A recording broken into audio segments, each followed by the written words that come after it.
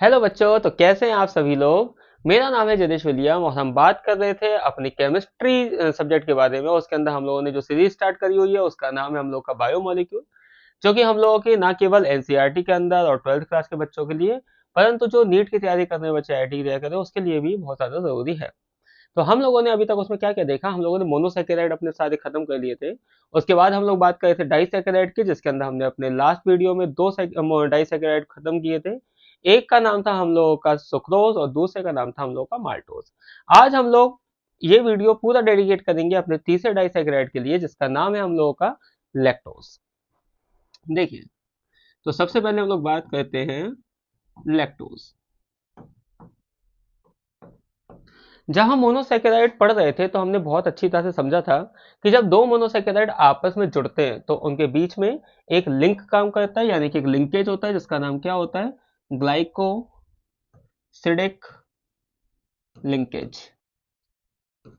Glycosidic linkage यानी इस linkage के थ्रू हम लोगों के दो मोनोसेकेराइड आपस में लिंक हो जाते थे। याद आ रहा होगा आप लोगों को। जैसे जैसे हम लोग इन मोनोसेकेराइड्स को जोड़ते जाते हैं by the help of glycosidic linkage, वैसे वैसे क्या होता है, हम लोगों के ये मोनोसेकेराइड डाई में कन्वर्ट होते हैं, यानी कि ओलिगो में कन्वर्ट होते हैं। और ओलिगो का मतलब मैंने आपको बताया था कि एक्चुअली ना सेकेराइड की तीन ही कैटेगरी हैं। एक को हम लोग बोलते हैं मोनोसेकेराइड, दूसरे को हम लोग बोलते हैं ओलिगोसेकेराइड और तीसरे को हम लोग बोलते हैं पॉलीसेकेराइड। ओलिगोसेकेराइड के अंदर ऐसे सारे सेकेराइड्स, ऐसे सारे कार्बोहाइड्रेट जिसमें 2 से लेके 10 तक हम लोगों के मोनोसेकेराइड लगे होते हैं, वो सब ओलिगो के अंदर ही जाते हैं। तो हम लोग ना इन डिटेल बहुत कुछ नहीं पढ़ते, क्योंकि हम बायो में नहीं पढ़ते, हम केमिस्ट्री के अंदर पढ़ते हैं। तो केमिस्ट्री में हम लोगों के ज्यादातर जो सेकेराइड या कार्बोहाइड्रेट होते हैं वो मोनोसेकेराइड होते हैं। ओलिगो में से हम लोग केवल एक यूज करते हैं, यानी कि दो मोनोसेकेराइड के जुड़ने से जो बनता है जिसको हम लोग बोलते हैं डाइसेकेराइड। और उसके बाद हम लोग सीधे चलेंगे अपने पॉलीसेकेराइड की तरफ। ठीक है, तो चलिए शुरू करते हैं हम लोग। सबसे पहले अगर मैं आपको बताऊं बेटा, तो लैक्टोज के बारे में थोड़ी बहुत जानकारी हम लोगों को होनी चाहिए कि आखिर लैक्टोज किन किन दो चीजों से, किन किन दो मोनोसेकेराइड से मिलकर के बना हुआ है। पहली चीज जो हम लोगों को फैक्टर याद रखना है कि लैक्टोज को हम लोग मिल्क शुगर के नाम से भी जानते हैं। किस नाम से जानते हैं? इसको हम लोग जनरली मिल्क शुगर के नाम से जानते हैं, क्योंकि जो भी दूध के अंदर मीठापन होता है ना, वो लैक्टोज की वजह से होता है। आपको शायद याद होगा कि बचपन में जब हम लोग बहुत छोटे थे ना, तो दो तरह के निबंध, दो निबंध बहुत लिखे हम लोगों ने। एक तो हमने लिखा है माई बेस्ट फ्रेंड, और उसके अंदर हमने झूठ लिखा था, क्योंकि वो बेस्ट फ्रेंड अब वैसा है ही नहीं जिसके बारे में हमने लिखा था, वो केवल एक इमेजिनेशन थी हम लोगों की, है ना। और दूसरा हम लोगों ने निबंध या ऐसे लिखा था काउ, यानी कि गाय के ऊपर। हिंदी मीडियम वाले बच्चे हों चाहे इंग्लिश मीडियम वाले बच्चे हों, मैं अपनी जनरेशन के हिसाब से बता रहा हूँ। अब पता नहीं मुझे कि उन सिलेबस में क्या क्या चीजें चेंज हो गई हैं, लेकिन फिर भी अगर देखा जाए तो हम लोगों ने इन दो चीजों के ऊपर बहुत कुछ लिखा था, है ना। ज्यादातर लोग मेरे से रिलेट कर रहे होंगे मेरी बात से। तो गाय का जब हम लोग निबंध लिखते थे ना, तो उससे पहले तो उसकी फिजिकल मॉर्फोलॉजी बताते थे कि उसकी दो सींग होती है, उसकी एक पूंछ होती है, दो बड़े कान होते हैं। और उसमें एक लाइन हर बच्चा लिखता था कि गाय का दूध मीठा होता है। वो बचपन में लिखा था हम लोगों ने। आज उसका मतलब हम लोगों को पता चलता है कि गाय के दूध के अंदर जो मिठास होती है, किसी भी जानवर के दूध के अंदर जो मिठास होती है ना, वो एक शुगर की वजह से, कार्बोहाइड्रेट की वजह से होती है। और वो सुक्रोज नहीं होता है बेटा, वो क्या होता है, वो हम लोग का होता है लैक्टोज। इसीलिए इसको हम लोग किस नाम से जानते हैं, इसको हम लोग मिल्क शुगर के नाम से जानते हैं। दूसरी बात अगर मैं करूं, तो ये लैक्टोज ऑब्वियसली डाइसेकेराइड, अगर ये हम लोग का डाइसेकेराइड है, तो इसका मतलब ये भी दो मोनोसेकेराइड से मिलके बना होगा। तो इसके अंदर कौन कौन सी दो यूनिट होती है, देखिए। एक तो होती है हम लोग की beta D galactose, beta D galactose. और दूसरी यूनिट होती है हम लोगों की बीटा डी ग्लूकोज। यानी कि इन दो मोनोसेकेराइड से मिल करके हम लोगों का क्या तैयार होता है, हम लोगों का लैक्टोज का एक मॉलिक्यूल, यानी कि एक डाइसेकेराइड तैयार होता है। ठीक है, अब बात करते हैं इनके बीच में लिंक किस किस चीज के बीच में होता है, क्योंकि मैंने आपको बताया था कि ग्लाइकोसिडिक बॉन्ड बनेगा, दो मोनोसेकेराइड होंगे, बीच में एक लिंक होगा। अब वो कौन कौन से कार्बन के बीच में लिंक बनता है, ये हम लोग ना याद करने वाली चीजें होती हैं। कुछ चीजें केमिस्ट्री में ऐसी बेटा जो कि डेफिनेटली प्रैक्टिस के थ्रू होती है, कुछ चीजें बहुत डीप होती है जिनको कॉन्सेप्ट समझना पड़ता है, और कुछ चीजें ऐसी होती है जो हमें याद करनी पड़ती है। तो कौन से मॉलिक्यूल में कौन से कार्बन के साथ दूसरे मोनोसेकेराइड के साथ चीजें जुड़ती हैं, उनका नंबर हम लोगों को, या उस कार्बन नंबर हम लोगों को पता होना ही चाहिए। तभी हम उनके बीच में क्या करते हैं, बॉन्ड बनाते जाते हैं। ठीक है, तो सबसे पहले बात करते हैं गैलेक्टोज की। तो गैलेक्टोज के अंदर जो हम लोग की कंबाइनिंग कार्बन होता है वो होता है बेटा हम लोग का C1। यानी गैलेक्टोज का C1 किससे जाके जुड़ता है, ये जुड़ता है हमारे बीटा डी ग्लूकोज के कार्बन नंबर 4 के साथ। अब कुछ बच्चे कह रहे होंगे गैलेक्टोज है क्या, ग्लूकोज सुना, फ्रक्टोज सुना, ग्लिसरॉल्डिहाइड भी सर ने बताया था, लेकिन ये गैलेक्टोज क्या है, गैलेक्टोज के बारे में तो कुछ नहीं बताया। बताया है मैंने, आप प्रीवियस वीडियो देखेंगे तो आपको याद आ जाएगा, फिर भी मैं आपको बता देता हूँ कि जो गैलेक्टोज है ना बेटा, ये भी कोई नई चीज नहीं है। देखिए मैं यहाँ पे लिख देता हूँ, गैलेक्टोज जो होता है उसका फॉर्मूला भी C6H12O6 ही होता है। ये भी एक मोनोसैकेराइड होता है, बस होता है क्या है कि इसका जो कार्बन नंबर 5 के ऊपर OH लगा होता है ना, वो ग्लूकोज से ऑपोजिट लगा होता है। वो ग्लूकोज से कहाँ लगा होता है, ऑपोजिट जगह पे लगा होता है। यानी इसका भी अगर आप स्ट्रक्चर बनाएंगे तो सेम ही बनेगा, बस ये जो पांचवा कार्बन होता है ना, जैसे कि CHO और नीचे हम लोग लिखते हैं CH2OH और यहाँ पे हम लोग 4 कार्बन लगाते थे, तो ये जो पांचवा कार्बन है इसमें ग्लूकोज में यहाँ पे लगा होता था H और इसमें यहाँ पे लगा होता OH, यानी पांचवा वाला जो कार्बन है उसका OH की जो पोजीशन होती है ना बेटा, वो जनरली डिफरेंस होती है, डिफरेंट होता है गैलेक्टोज और ग्लूकोज के बीच में। देखिए अब बात करते हैं इसका स्ट्रक्चर आखिर बनता कैसे है। तो सबसे पहले मैं यहाँ पे क्या करता हूँ, इसका स्ट्रक्चर बनाते हैं। किसका स्ट्रक्चर बना रहे हैं हम लोग लैक्टोज का स्ट्रक्चर बना रहे हैं। तो सबसे पहले हम लोग बनाएंगे बीटा डी गैलेक्टोज। देखिए ये बनाया मैंने अपना बीटा डी गैलेक्टोज। ठीक है, सबसे पहले कार्बन को मेंशन कर देते हैं कि कौन सा कार्बन नंबर 1 है। ये है हम लोग का C1, इसके बारे में आपको याद रखना है। ये कार्बन नंबर कौन सा हमारा, पहला। और इसमें याद रखिए कि इसमें जो OH लगा होता है ना बेटा, वो यहाँ पे लगा होता है। ठीक, 1 में जो कार्बन लगा होता है obviously it is a beta D glucose, beta D galactose. तो इसमें बीटा में हम लोग OH C1 वाला कहाँ लगाते हैं, ऊपर की तरफ। तो नीचे वाला क्या लगा होगा हम लोगों का, H लगा होगा। तो ये जो आपको स्ट्रक्चर दिखाई दे रहा है, ये है हम लोग का beta D galactose, beta D galactose. ठीक है, ये बात हम लोगों को याद रखनी है। अब बात करते हैं अपनी दूसरे मोनोसैकेराइड की, जिसके साथ हम इसको क्या करने वाले हैं, जोड़ने वाले हैं। तो दूसरी यूनिट हम लोगों की है बेटा, देखिए इस तरह से, ये भी हम लोग का बीटा डी ग्लूकोज है, तो इसमें भी OH कहाँ लगा होगा हम लोगों का, ऊपर की तरफ लगा होगा। ठीक है, और यहाँ पे लगा होगा इसमें OH। ये क्या है हम लोग का, ये है बीटा डी ग्लूकोज। तो ये कार्बन नंबर 1 था और ये क्या हम लोग का कार्बन नंबर 4 है। तो बीटा डी गैलेक्टोज का, बीटा डी ग्लूकोज का कार्बन नंबर 4 और बीटा डी गैलेक्टोज का कार्बन नंबर 5, इनको हमें आपस में लिंक करना है। और लिंक करने का तरीका मैंने आपको क्या बताया था, इसके अंदर हम एक पानी का मॉलिक्यूल बाहर निकाल देते हैं। तो आपको दिख रहा होगा इसमें OH तो लगा हुआ है अपवर्ड, इसमें OH लगा हुआ है डाउनवर्ड। यानी कि इन दोनों को जब हम लोग कनेक्ट करेंगे तो कनेक्शन जो इनका होगा बीच में, वो किस तरह से होगा, देखिए ये वाला OH इस तरह से इसके साथ लिंक होगा। तो जब ये लिंक हो जाएगा तो ये स्ट्रक्चर दिखने में कैसा हो जाएगा, देखिए मैं दोबारा से बना रहा हूँ यहाँ पे। ये स्ट्रक्चर दिखने में कुछ इस तरह से होगा कि यहाँ पे बना होगा हम लोगों का बीटा डी गैलेक्टोज, नीचे लगा होगा इसमें H, यहाँ पे होगा हम लोगों का ग्लाइकोसिडिक बॉन्ड, और ग्लाइकोसिडिक बॉन्ड के साथ यहाँ पे जुड़ा होगा हम लोगों का दूसरा मोनोसेकेराइड, जिसका नाम क्या है बेटा, जिसका नाम है हम लोग का बीटा डी ग्लूकोज। और ये जो पार्ट आपको दिखाई दे रहा है, ये जो पार्ट हम लोगों को दिखाई दे रहा है, ये क्या है हम लोगों का, इसको हम लोग जानते हैं ग्लाइकोसिडिक बॉन्ड या ग्लाइकोसिडिक लिंकेज। ये दो चीजों को हमने मिलाया और हमारा एक मॉलिक्यूल लैक्टोज का बनकर के हो गया तैयार। क्या बनकर तैयार हो गया, एक मॉलिक्यूल लैक्टोज का यानी कि डाइसैकेराइड मिलकर के हो गया हम लोगों का तैयार। क्लियर है बात, सारी चीजें समझ में आ रही हैं आप लोग अच्छी तरह से। तो ये था बेटा लैक्टोज का स्ट्रक्चर बनता कैसे, किन किन चीजों से मिला के बनते हैं।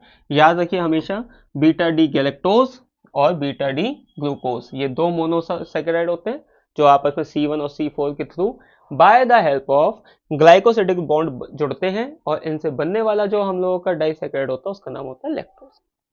ठीक है, चलिए आगे चलते हैं और इसकी कुछ थोड़ी सी प्रॉपर्टीज के बारे में जानते हैं। सबसे पहली चीज हम लोगों को क्या याद रखना है कि लैक्टोज जो है वो क्या है, वो एक रिड्यूसिंग शुगर है। It is a reducing sugar. अब मैं बार बार आपको नहीं बताऊंगा कि रिड्यूसिंग शुगर और नॉन रिड्यूसिंग शुगर का मतलब क्या होता है, कई बार मैंने बता चुका हूँ, और जो लोग डायरेक्ट इस वीडियो को ही देख रहे हैं लैक्टोज के बारे में, तो उनको एक बार फिर बता दूं। रिड्यूसिंग शुगर और नॉन रिड्यूसिंग शुगर का मतलब होता है कि जो कार्बोहाइड्रेट टॉलरेंस रिएजेंट और फेलिंग सॉल्यूशन को रिड्यूस कर देते हैं उनको हम लोग रिड्यूसिंग शुगर के नाम से जानते हैं, और जो ये कम नहीं कर पाते उनको हम लोग नॉन रिड्यूसिंग शुगर के नाम से जानते हैं। तो इसके रीजन क्या होता है, जिस जिस भी सेकेराइड के अंदर, किसी भी कार्बोहाइड्रेट के अंदर अगर हम लोग का एल्डिहाइड या कीटोनिक ग्रुप फ्री फॉर्म में अवेलेबल है तो वो रिड्यूसिंग शुगर की तरह काम करता है, और जिसमें ये कंबाइंड फॉर्म में होते हैं, फ्री फॉर्म में नहीं होते हैं, वो सब हम लोगों के क्या होते हैं, नॉन रिड्यूसिंग शुगर होती है। ठीक है, अब बात करते हैं इसकी कुछ फिजिकल प्रॉपर्टीज के बारे में। देखिए, ये तो हमारी केमिकल प्रॉपर्टी है कि कौन सा कार्बोहाइड्रेट हम लोग का रिड्यूसिंग है और कौन सा कार्बोहाइड्रेट हम लोग का नॉन रिड्यूसिंग है। अब बात करते हैं कुछ फिजिकल प्रॉपर्टी की। सबसे पहली बात अगर करी जाए तो लैक्टोज का जो जनरल कलर होता है बेटा, वो होता है हम लोग का व्हाइट। दूसरा, इसके अंदर अगर हम ओडर की बात करें तो इसमें किसी तरह की कोई स्मेल नहीं आती, तो इसको हम लिख सकते हैं it is a odourless substance. इसके अंदर कोई स्मेल नहीं आती, व्हाइट कलर का होता है। सॉलिबिलिटी की अगर बात करें तो it is highly soluble, it is highly soluble in water. पानी बहुत अच्छी तरह से मिक्स हो जाता है, लेकिन पानी के अलावा अगर हम नॉन पोलर सॉल्वेंट की बात करें तो उसके अंदर बिल्कुल भी ये डिसॉल्व नहीं होता, या स्लाइटली डिसॉल्व हो जाता है। उसके बाद एक और प्रॉपर्टी हम लोगों को पता होनी चाहिए कि इसका मेल्टिंग पॉइंट जो होता है वो होता है बेटा 0 to 202 degree centigrade. 202 degree centigrade इसका मेल्टिंग पॉइंट होता है। दशमलव में अगर बात करें तो 202.8 डिग्री। चलिए मैं यहाँ पे लिख देता हूँ, अब लिख ही रहे हैं तो एग्जैक्ट ही लिख देते हैं। देखिए, 202.8 डिग्री सेंटीग्रेड ये इसका मेल्टिंग पॉइंट होता है फिजिकल स्टेट में। अगर सॉलिड स्टेट में है तो अगर हाइड्रस और एनाइट्रस, देखिए फिर से दो चीजें आती हैं। कुछ चीजें होती है जिसके अंदर पानी के मॉलिक्यूल यानी क्रिस्टल फॉर्म में होते हैं तो उसको हम हाइड्रस कहते हैं, और जिसके अंदर नहीं होता उसको हम लोग एनाइट्रस कहते हैं। ठीक है, तो एक जनरल है ये। इसके अलावा हम लोग को क्या पता होना चाहिए कि इसकी जो कैलोरिक वैल्यू है, कैलोरिक वैल्यू वो होती है बेटा 4 किलो कैलोरी पर ग्राम। अगर ये हमारे स्मॉल इंटेस्टाइन के अंदर जा करके कंप्लीटली डाइजेस्ट हो जाता है तो हम लोगों को ये कितनी कैलोरी प्रदान करता है, ये 4 किलो कैलोरी पर ग्राम हम लोग को प्रोवाइड करवाता है। ठीक है, और ये हम लोग को पता ही है कि मिल्क के अंदर होता है। कहाँ कहाँ यूज होता है इसका, चलिए वो भी देख लेते हैं दो तीन चीजों के रूप में फटाफट कि इसके यूजेस क्या क्या हैं। सबसे पहली चीज, मिल्क के अंदर तो होता ही है, तो इसको भी यहाँ पे मेंशन कर लेते हैं। दूसरी चीज कि जितने भी हम लोगों की जितने भी बच्चे होते हैं ना, छोटे बच्चे, इन्फेंट कहते हैं इनको, या छोटे बच्चे होते हैं, न्यू बॉर्न बेबीज होते हैं, उनको जो भी हम खाना खिलाते हैं, है ना, यानी कि मोडिफाइड मिल्क, जैसे सेरेलैक हो गया हम लोगों का, बाजार से लाने वाला दूध हो गया, उसके अंदर हम लोग इसी शुगर का यूज़ करते हैं बेटा। क्यों यूज़ करते हैं, ताकि बच्चे को हम लोग सुक्रोज नहीं खिला सकते, हम उसको ग्लूकोज नहीं खिला सकते, हम उसको क्या खिलाते हैं, उसको हम लैक्टोज खिलाते हैं, क्योंकि इसका टेस्ट या इसका जो स्ट्रक्चर होता है ना वो बिल्कुल ब्रेस्ट मिल्क की तरह होता है। ऑब्वियसली अगर हम मैमल्स की बात कर रहे हैं तो उसके लिए अगर हम मॉडिफाइड मिल्क का यूज़ कर रहे हैं तो उस मॉडिफाइड मिल्क के अंदर हम वही चीनी मिलाते हैं जो कि हम लोग की क्या होती है, लैक्टोज। तो यहाँ पे मैं लिख देता हूँ, इसके हम नेचुरल मिल्क में तो ये होता ही है, इसके अलावा ये मॉडिफाइड मिल्क में भी होता है बेटा, मॉडिफाइड मिल्क। इसके अलावा कुछ बर्थ कंट्रोल पिल्स भी होती हैं, बर्थ कंट्रोल पिल्स, उनके अंदर भी थोड़ा सा हम लोग लैक्टोज मिलाते हैं। इसके अलावा स्टमक एसिड की जो टैबलेट आती हैं, स्टमक एसिड की जो टैबलेट्स आती हैं जिनको हम लोग क्या बोलते हैं बेटा बताओ, ऑब्वियसली एंटासिड कहलाते हैं सब, तो उनके अंदर हम लोग क्या करते हैं, लैक्टोज का यूज करते हैं। ठीक है, इसके अलावा ना एक बड़ी इंटरेस्टिंग चीज बताता हूं मैं आपको, देखिए इसके अलावा हमारे लैक्टोज की ना कुछ साइड इफेक्ट भी हैं। प्रूफ कितने हैं इसके बारे में अभी जानकारी नहीं है, लेकिन इसके कुछ साइड इफेक्ट हैं जो हम लोग को पता होना चाहिए। कुछ लोग ऐसे होते हैं बेटा जिनको लैक्टोज हजम नहीं होता, तो उसको हम लोग क्या बोलते हैं, लैक्टोज इंटॉलरेंस। ये एक तरह की डिजीज मान लीजिए इसको, या फिर एक बॉडी के अंदर फिजिकल प्रॉपर्टी है या एक कंडीशन है जिसमें इंसान जो होता है वो उसकी बॉडी लैक्टोज को डाइजेस्ट नहीं कर पाती है। इसको हम लोग क्या बोलते हैं, इसको हम लोग बोलते हैं लैक्टोज इंटॉलरेंस। इंटॉलरेंस, लैक्टोज को टॉलरेट नहीं कर पाते कुछ लोग, ठीक है। दूसरा अगर देखा जाए तो कुछ स्टडी ये भी बताती है कि लैक्टोज के ज्यादा इस्तेमाल से ब्रेस्ट कैंसर, ब्रेस्ट कैंसर और ओवेरियन कैंसर भी होता है। ओवेरियन कैंसर, ये मैं आपको कुछ जनरल चीजें बता रहा हूँ, कितनी प्रूफ है या नहीं है ये अभी मतभेद की बात है, क्योंकि रिसर्च तो लगातार होती रहती है ना। कुछ सालों पहले हम लोग सुन रहे थे कि कॉफी पीने से क्या होता है, हम लोगों को बीपी बढ़ जाता है, और कुछ दिन पहले पढ़ा था कि कॉफी पीते रहना चाहिए, उससे हम लोग का ब्लड प्रेशर सही रहता है। अब भाई क्या करना है क्या नहीं करना है ना, जैसे जैसे साइंस आगे बढ़ रहा है, विज्ञान आगे बढ़ता जाता है, वैसे वैसे नए नए फैक्ट, नए नए फैक्ट्स हम लोगों को मिलते जाते हैं। तो फिलहाल जितनी अवेलेबिलिटी फिलहाल हम लोगों के पास है उसके हिसाब से मैं आपको ये साइड इफेक्ट बता रहा हूँ। इसके अलावा एक चीज है कि ये जो लैक्टोज है ना बेटा, ये बहुत रिच होता है फैट में, रिच इन फैट। ये क्या होता है, रिच इन फैट होता है। तो रिच इन फैट, अब अगर कोई चीज रिच इन फैट है यानी उसके अंदर बहुत ज्यादा चिकनाई है, तो ऑब्वियसली वो क्या चीज क्रिएट करेगी बताइए, बॉडी के अंदर कोलेस्ट्रॉल का लेवल बढ़ाएगी। बॉडी के अंदर क्या बढ़ाएगी, कोलेस्ट्रॉल का लेवल बढ़ाएगी। और अगर कोलेस्ट्रॉल का लेवल बढ़ता है तो डेफिनेटली वो किस चीज को लीड करता है, वो हमारे हार्ट अटैक को लीड करता है। तो देखिए वही बात है कि सब कुछ जरूरी है लेकिन एक लिमिटेड अमाउंट पे, है ना। तो कहीं पे मैंने पढ़ा था, आपने भी शायद सुना होगा, कि संसार में सुख और दर्पण में मुख होता नहीं है, बस हम लोग देखते हैं और ढूंढने की कोशिश करते हैं। सेम उसी तरह से ना बेटा, ये सारी चीजें ना हमारी बॉडी के अंदर सॉफ्टवेयर बहुत अच्छे से ऊपर वाले ने डाल के भेजा, लेकिन हम लोगों ने जब उसमें अंदर इंटरफेयर करना स्टार्ट कर दिया ना, तब प्रॉब्लम क्रिएट होने लगी। आप डेली ही लैक्टोज खाने लगोगे तो डेफिनेटली आप बीमार हो जाओगे। आप डेली सुक्रोज ही खाने लगोगे सुबह दोपहर शाम तो डेफिनेटली बीमार हो जाओगे। कहीं पे मैंने एक बहुत पहले कहानी पढ़ी थी कि चाणक्य से किसी बच्चे ने पूछा, एक लड़के ने, कि सर दुनिया का सबसे खतरनाक जहर का नाम बताइए। तो चाणक्य ने उससे कहा कि ठीक है 7 दिन के बाद आना। तो 7 दिन के बाद जैसे वो लड़का दोबारा से, क्योंकि उसके अंदर बहुत ईगरनेस थी अपना आंसर जानने की, दुनिया में सबसे खतरनाक जहर कौन सा होता है, तो जैसे ही वो उसके पास गए, 7 दिन हुए, लड़का भगा भगा उनके पास गया। जैसे उनके पास गया तो जाते पूछता है, सर आपने वो आंसर ढूंढा क्या। तो उनने जाके बताया कि हाँ बेटा मैंने आपका आंसर ढूंढ लिया, कि दुनिया में सबसे खतरनाक जहर का नाम है अधिकता। अधिकता, किसी भी चीज का एक्सेस हो जाना, बहुत अधिक हो जाना, लिमिटलेस हो जाना, हमारे लिए क्या है, एक जहर की तरह काम करता है। सारे कार्बोहाइड्रेट हमारी बॉडी को क्या करते हैं बेटा, ऊर्जा प्रदान करते हैं, हमारे स्ट्रक्चर को बनाते हैं, हमारी फूड स्टोरेज कैपेसिटी को बढ़ाते हैं, हमारा स्ट्रक्चर फॉर्म करते हैं, बॉडी के लिए बहुत जरूरी है, लेकिन एक लिमिट तक। जैसे ही आप लिमिटलेस हो जाते हो ना, तो डेफिनेटली क्या होता है, हमेशा याद रखो बेटा, कोई भी चीज अगर आप लिमिट में कर रहे हैं, आप लिमिट में पढ़ाई कर, लिमिटलेसली पढ़ाई कर रहे हैं, आप सो ही नहीं रहे हैं, आप लिमिटलेसली आप सो ही रहे हैं, आप खेल ही रहे हैं, आप जिम ही कर रहे हैं, जो भी कुछ कर रहे हैं ना, एक लिमिट में होता है बॉडी के। और हर इंसान को अपनी लिमिट पता होनी ही चाहिए। अगर आप उस लिमिट से ऊपर बढ़ रहे हैं तो डेफिनेटली हमको थोड़ी देर रुक करके सोचने की जरूरत है। तो आज की क्लास को यहीं पे खत्म करते हैं, अगले वीडियो में फिर मिलेंगे और हम लोग डिस्कस करेंगे पॉलीसैकेराइड के बारे में। तब तक के लिए अपना ध्यान रखिए, अच्छे से पढ़िए, all the very best, thank you.